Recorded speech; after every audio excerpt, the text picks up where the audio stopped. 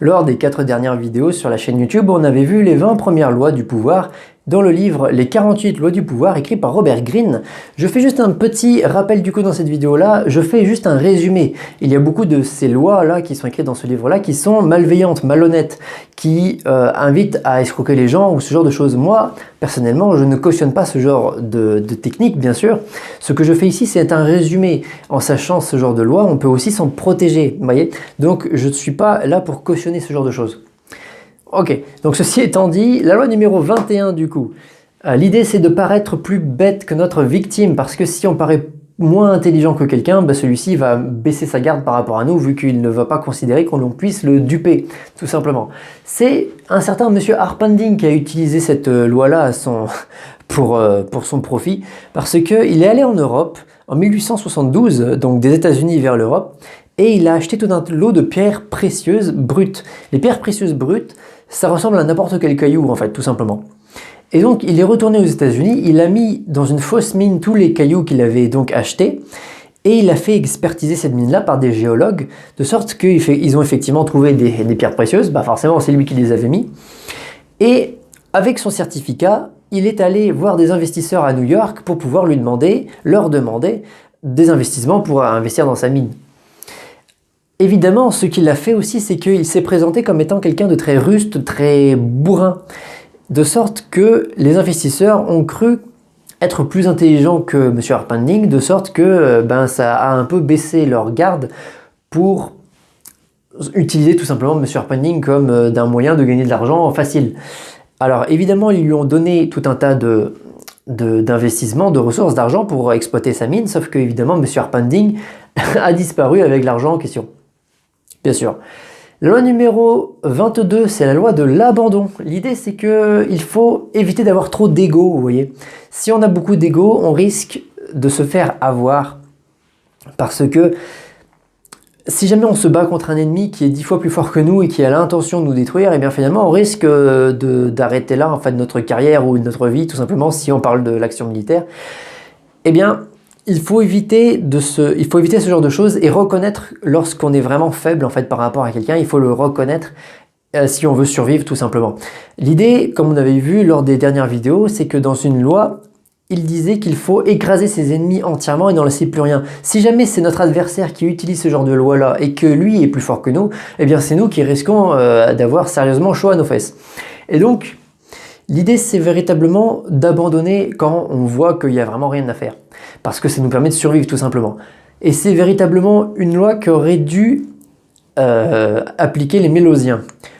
En Grèce ancienne, Mélos, l'île de Mélos est une petite île qui est une alliée de Sparte. Alors à l'époque, Sparte et Athènes sont les deux grandes villes en fait de Grèce.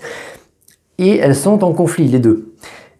Mélos étant du coup une alliée de Sparte, les Athéniens ont envoyé un ultimatum à l'île de Mélos leur disant « Eh bien, rendez-vous ou on vous fait la guerre ».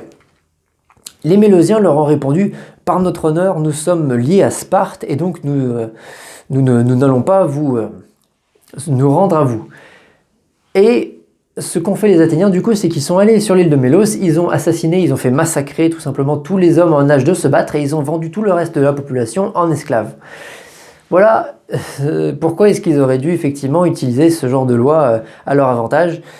Parce que cela peut aussi arriver à tout le monde, que ce soit professionnellement, que ce soit dans d'autres situations. Mais s'attaquer à plus fort que soi, ça me fait un peu penser à l'histoire de Gengis Khan qu'on avait vu lors de la dernière vidéo précédente. Vous voyez, savoir avec qui on fait affaire. Parce que vraiment, ça peut très mal se passer pour nous. La loi numéro 23, c'est une loi qui nous dit qu'il faut concentrer nos forces. Beaucoup de gens, tout le monde en fait, a des talents particuliers dans certains domaines et a beaucoup plus de difficultés dans d'autres domaines. Alors ça c'est normal, c'est naturel.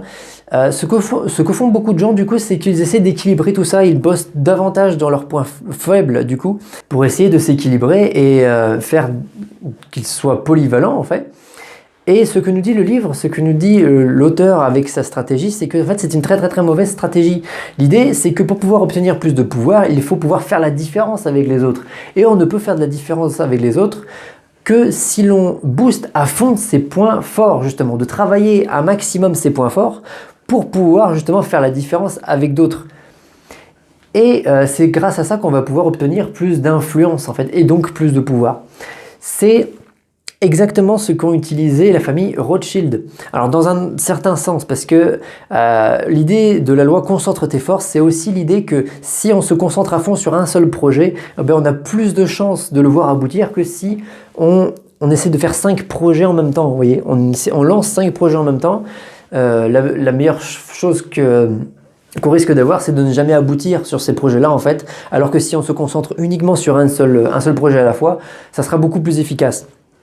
Et c'est cette loi en particulier qui ont été utilisées par les Rothschild.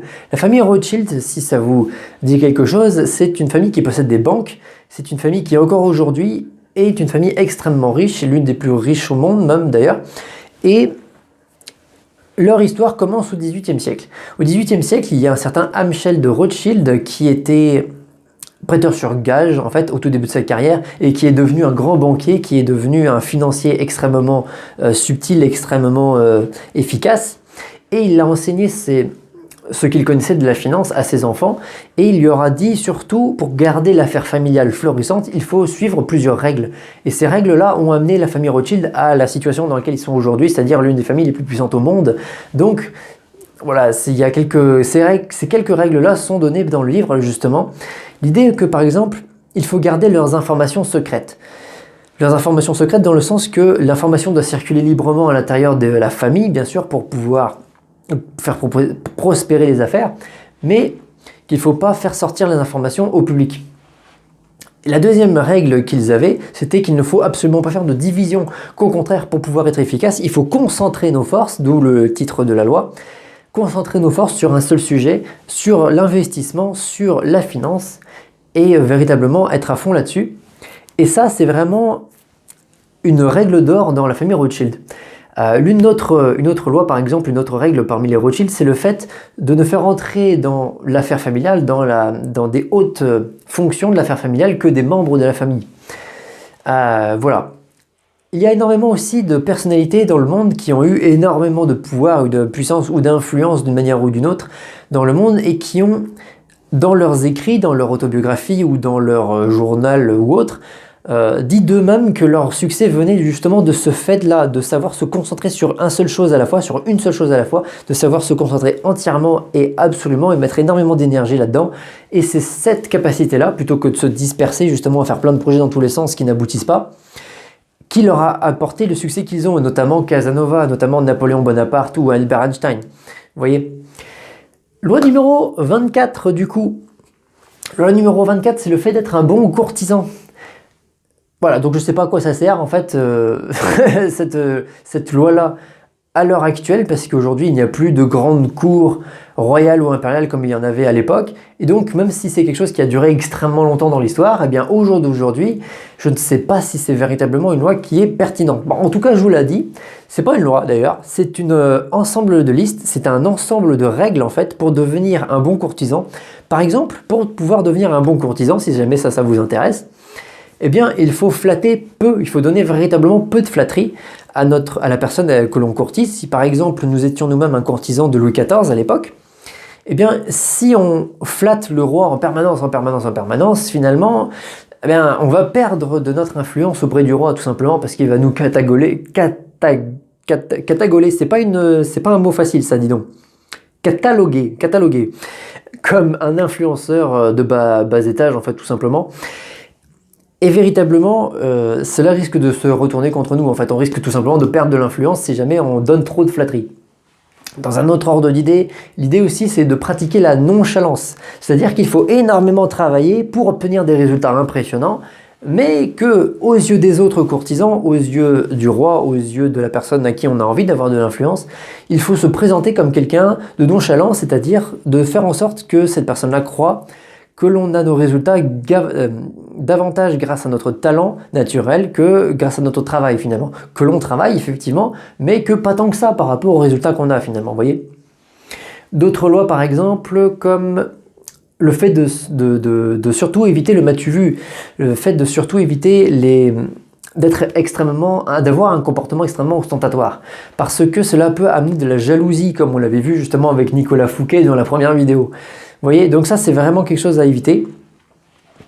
Voilà, donc ça c'est la règle numéro 24. Comment devenir un bon courtisan? Il y a toute une série de règles comme ça pour devenir un bon courtisan. Il y a une vingtaine ou une trentaine de lois comme ça, donc je vous invite à aller voir directement dans le livre si vous voulez avoir la liste complète. Moi, je ne vais pas dire toute la liste, sinon ça me prendrait toute la vidéo et ça endurerait, ça ne finirait plus.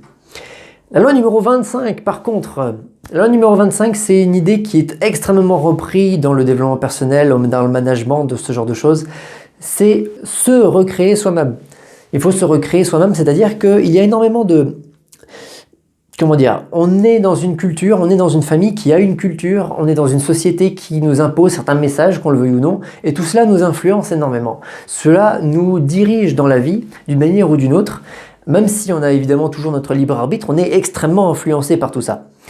Et l'idée ici de la loi numéro 25, c'est l'idée que l'on peut se recréer en fait sa personnalité. On peut véritablement prendre dans les rênes de sa vie, de prendre la responsabilité de sa vie véritablement, plutôt que de se plaindre par exemple que l'État ne fait pas telle ou telle chose, que notre conjoint fait quelque chose ou que notre patron en fait a une mauvaise influence sur nous ou que notre vie est à ce stade-là à cause de quelqu'un d'autre. En fait, il faut prendre la responsabilité de sa vie pour soi, se dire à soi-même « Ok, j'en suis là dans ma vie parce que j'ai mis en place des actions dans mon passé qui m'ont amené à ce niveau-là.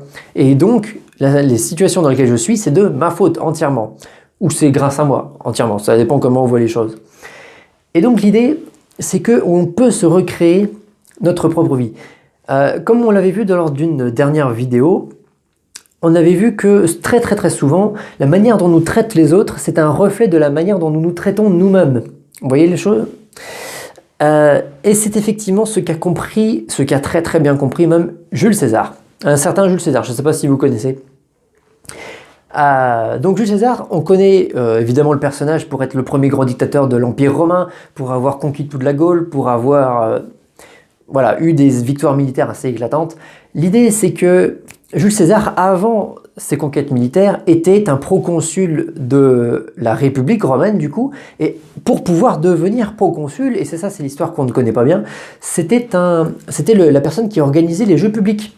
Vous voyez, à Rome, les jeux publics à l'époque, c'était quelque chose d'extrêmement important dans la vie publique, c'était quelque chose qui attirait énormément de monde, qui offrait du coup à celui qui crée les jeux publics énormément de notoriété. Et du coup, Jules César, en organisant ces jeux-là, s'était mis, d'arrache-pied à ce travail, dans le sens qu'il mit énormément d'efforts, énormément d'énergie au fait de créer des shows absolument fantastiques, des spectacles absolument grandioses, les plus grandioses qu'il pouvait, quitte à mettre même de son argent personnel dans les spectacles pour pouvoir afficher, et s'afficher lui-même en fait, comme l'organisateur de ces spectacles-là, et pour pouvoir afficher sa notoriété a énormément grandi grâce au fait qu'il organisait ces spectacles, bien sûr. Et c'est comme ça qu'il a pu monter dans les échelons et devenir proconsul. Et après la suite, on la connaît. Et donc voilà, c'est l'idée, c'est véritablement savoir se recréer sa propre identité pour pouvoir faire en sorte que les autres agissent différemment à notre rencontre, pour pouvoir gagner en influence. Alors en tout cas, d'après le livre, c'est pour pouvoir gagner en influence, mais on peut refaire ça évidemment dans n'importe quelle situation, se recréer soi-même pour obtenir ce que l'on a envie tout simplement de la vie véritablement. Bref, ceci conclut notre 5e vidéo sur les 48 lois du pouvoir écrit par Robert Greene. On en est à la 25e loi sur 48, donc quasiment à la moitié. Voilà, il y a encore un petit peu de chemin à faire, et donc si jamais vous voulez voir le reste des autres vidéos, eh bien je vous invite à vous abonner à la chaîne YouTube, et après évidemment le résumé des 48 lois du pouvoir, on verra aussi d'autres livres, d'autres vidéos. Sur ce, salut!